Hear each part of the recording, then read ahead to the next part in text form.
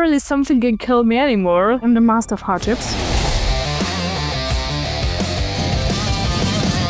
Hi everyone, I'm Ashley Kane. And I'm Dani Aravich. Together, we're your hosts for Making It to Milan. Let's jump in. Today, I'm so excited to have someone who I'm actually in a very close proximity to. She is an incredible athlete in the sport of biathlon who is representing the Czech Republic at the upcoming Winter Paralympic Games. She is also a Paralympic champion, a 6-time world champion, and someone who's redefining what's possible on the snow. She's a keynote speaker, a journalist. Carina Edlinger, welcome to Making It to Milan. I always love to see you as well because you're the bright sunshine, even on a rainy day. Oh my God. Yeah, because everyone is like super stressed and hectic and like, when is it, Dani? She's just always smiling, and that's like so lovely. Oh, thank you. That is something I'm actually personally working on this year because I can't control the results on the field of play, but I can control the way I treat other people and how I act. And so my mission this year is to be the person that everyone wants to get a beer with after the race is done. And that's my North Star and my guiding light. What is the hardest part about being a Paralympian that most people never get to see? I hate my disability. I still struggle so much because like I was a able-bodied skier before, and most people say like, oh, you're not disabled and you should be out of the sport. Like, she don't look disabled, so I have to discuss all the time, and I'm so annoyed about it. Just because people can't see your disability doesn't mean it's not there. And like the rudeness of people, because like what I learned about myself, it's just be kind to everyone else because you can't look behind the curtain. Yeah. That's a good lesson. If everything goes right in Milan, what do you want the headline about Karina to say? The girl is back. So many people said,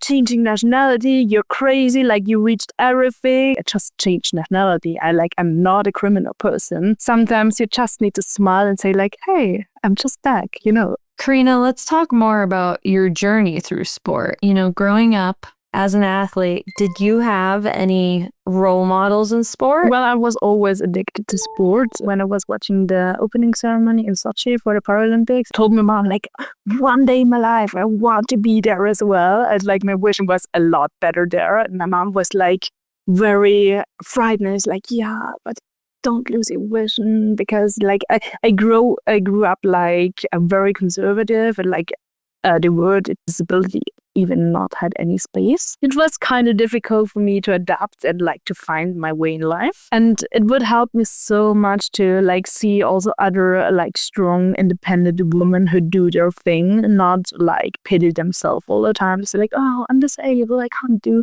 because we can do so much and we can achieve so many great things. We are powerhouses and the world doesn't get to see it because the world still hasn't caught on to Paralympic sports. You know, when you are ski racing and competing in biathlon, you use a guide. So can you tell us about what it's like to work with that other person on a team to try to accomplish the goal of winning the race? What's that relationship like? Yeah, it's actually kind of tricky because with a guide, like it's kind of relationship. You really need to like have a good sympathy because you spend a lot of time together. For me, a changing nation had been quite a tough challenge. The Czech team was very welcoming, but it's a different language, and like I get guided in English now. I speak more English than German, which German is basically my mother language. You need to trust your guide a lot, and like you have to practice all over again. What has it been like having to form this new relationship with your guide you're using this year, since this is somewhat a recent change for you, having a new guide? Been kind of rough road because I just met him, and like a day before the race. Well, I was used to that from Austria, but like luckily now I'm not completely blind. Well, in Canmore, at the first World Cup stage, I was competing without a guide. Well, it is possible, but like the big problem is I don't see more than max 1.5 meters in front of me.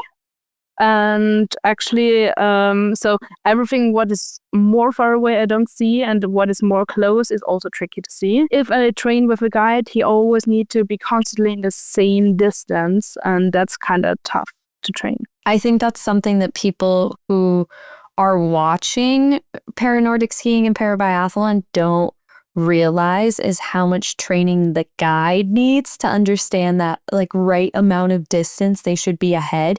And you can often tell when someone's a new guide because they'll often leave their athlete in the dust and be so far ahead of them. And you're like, oh, that person's new to guiding. Yeah. And like the big problem is also your guide needs to be a lot faster than you. Yes. Because he should still scream and look and like check everything out.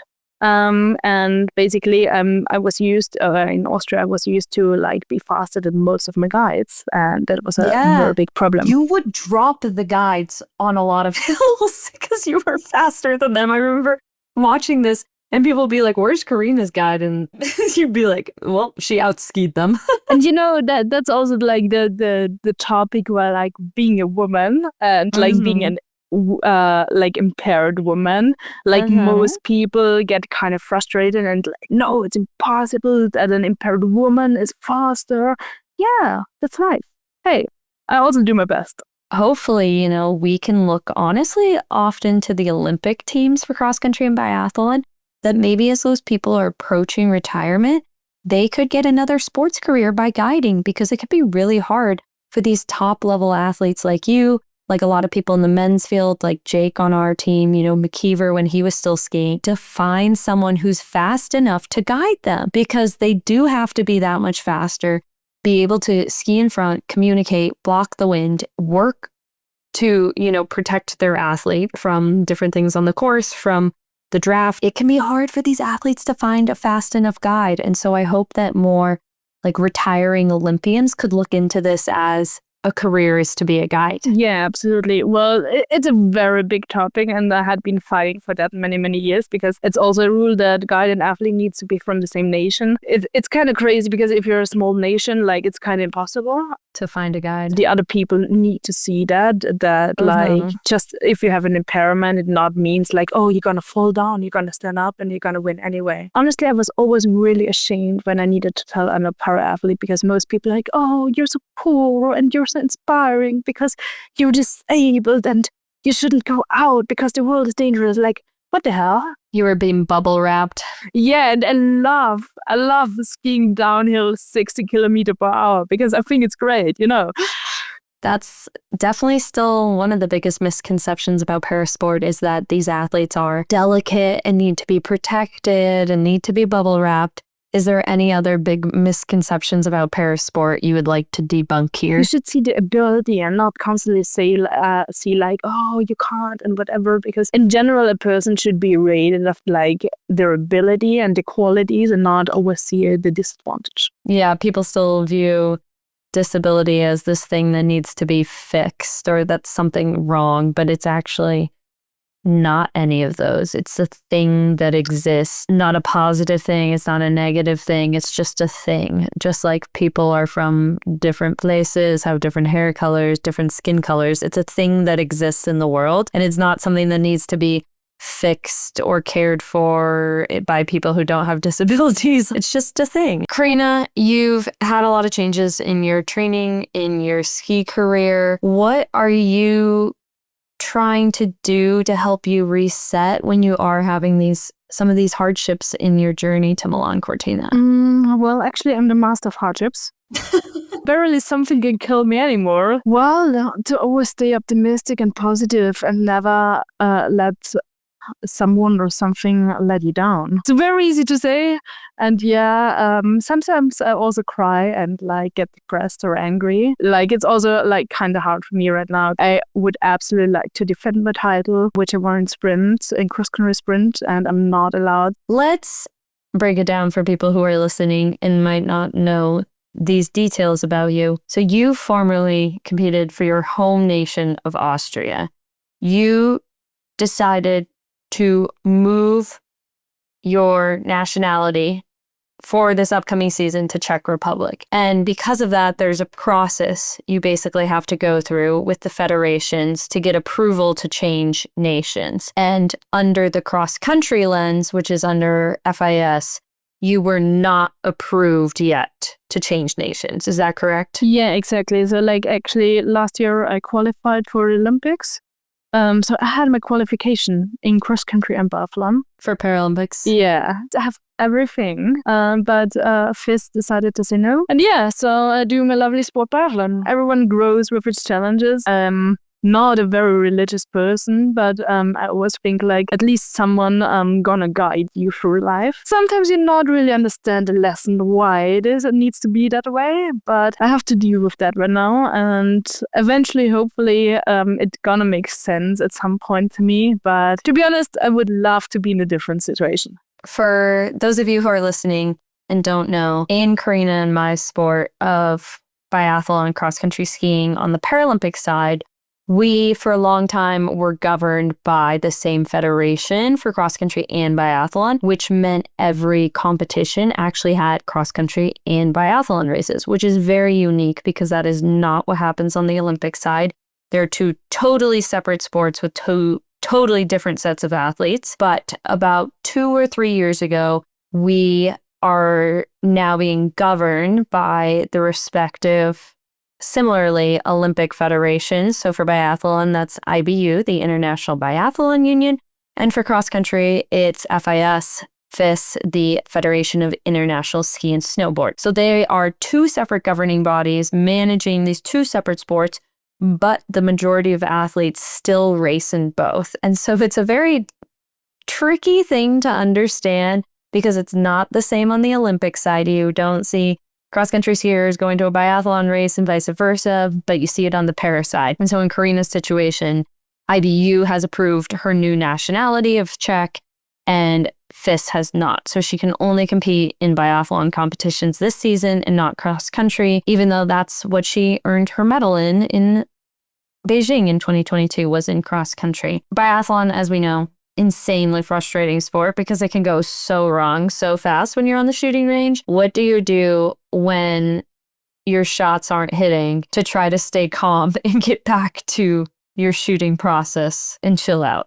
Yeah, good question. Maybe you can give me an advice. I'm kind of frustrated in biathlon because like in training, even when I have like a fast interval session, I hit every target. But soon as I start the race, I always have problems. In Kenmore in December, it was my first ever competition where I had like no missed shots and I felt like the queen. Well, my skiing was not good. So like, you know, it's always kind of tricky to combine both and like have a good time in both. Yeah. Because my psychologist, you also interviewed, he told me last year, like, oh, Karina, but the good thing for cross-country skiing is that you not need to shoot. Yeah, maybe that's the lesson I need to learn this year, to say, like, okay, maybe I should love both and find my way with that. But I think, like, on the spectator side, like, biathlon is a lot of fun and, like, very great to watch. And so, like, a lot of family members and friends will be at the Paralympics. And like, I hope they will have a great show, and like, I hope they will have a big smile because of my result.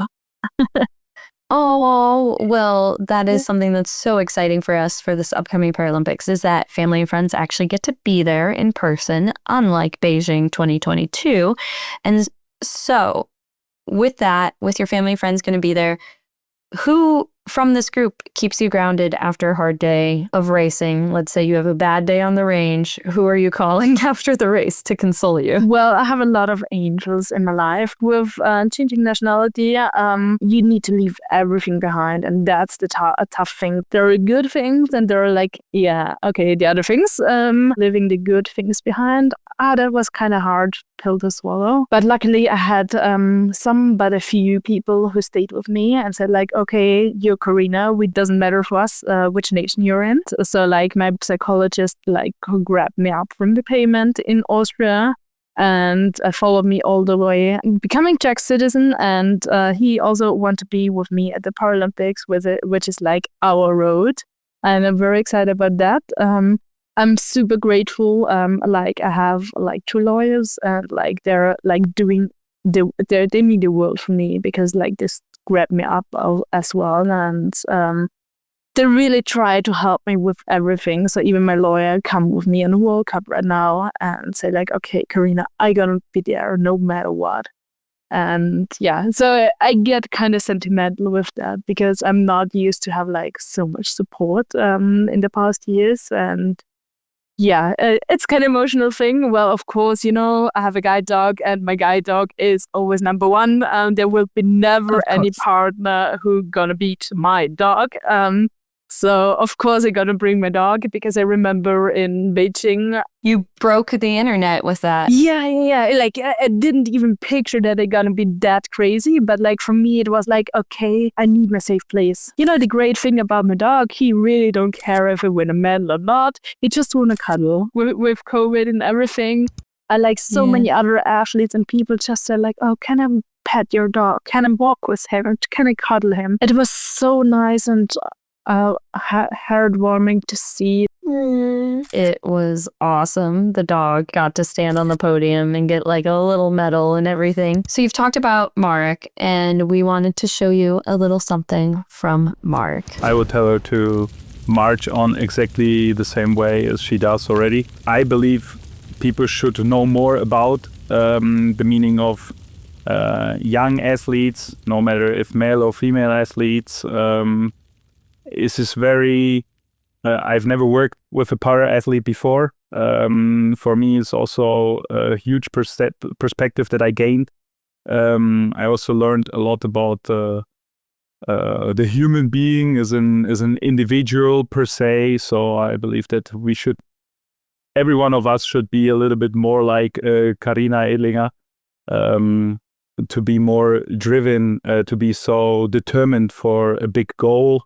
To not let other people bring you down, no matter what they say, no matter how much of discrimination or what kind of like difficulties you have in your everyday life because of things that happened to you in the past, and to always believe in yourself. And I must say that the little cheer up moments that I have with her, she does it already, and she is her biggest supporter anyway. So this is really, really great to see what a brave woman can achieve. And she showed the world many times already. The last Olympic Games, she had a gold medal. So there's no doubt that she can do the same again. Oh, what does it mean to have Mark's sport? I get kind of emotional, to be honest. He had been such an angel all the way, because like he helped me pretty much with everything. So like no matter what happened, he always said like, Karina, go and call me. I'm gonna be there standing right next to you, and we're gonna find a way. I know like that's one in a lifetime thing, and like I can't be more grateful for that.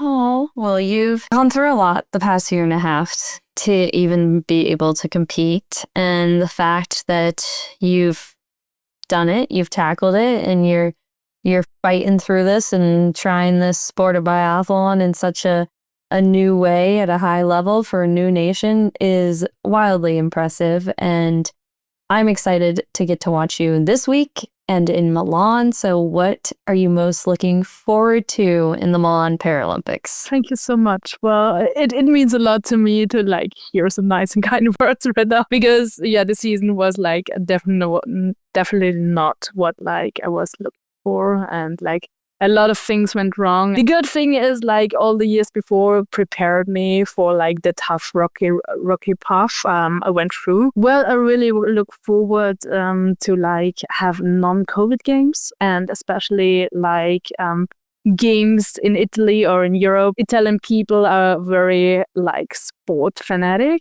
and it's just gonna be great. And I tell everyone I gonna meet like, hey, just come and watch, because it's like so inspiring, and you're gonna learn for life, and you will never forget or regret it.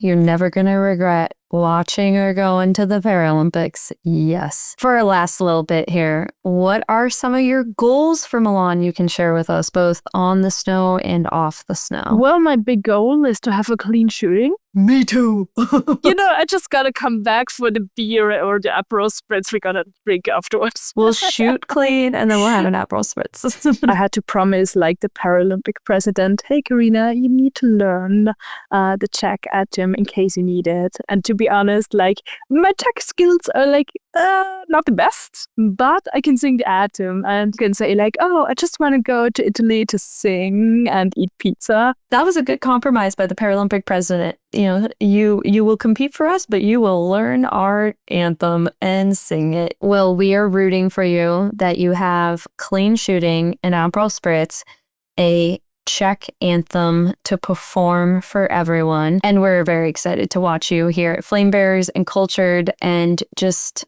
really excited to see where your athletic journey continues. And hopefully we'll watch you in Milan and then French Alps 2030 maybe? I'm gonna be an old woman then. You are not going to be an old woman. Thank you so much for tuning into this episode of Making It to Milan with Carina Edlinger. And we are excited to bring you more episodes very soon with plenty of more amazing Olympic and Paralympic athletes on the road to Milano Cortina 2026. Thank you so much for having me. Thank you for tuning into Flame Bearers Making It to Milan. If you like what you heard, please like, follow, and subscribe to Flame Bearers on YouTube and anywhere you get your favorite podcasts. Stay tuned as we bring you more behind-the-scenes stories of women athletes around the world training for the competition of a lifetime. See you next time on Making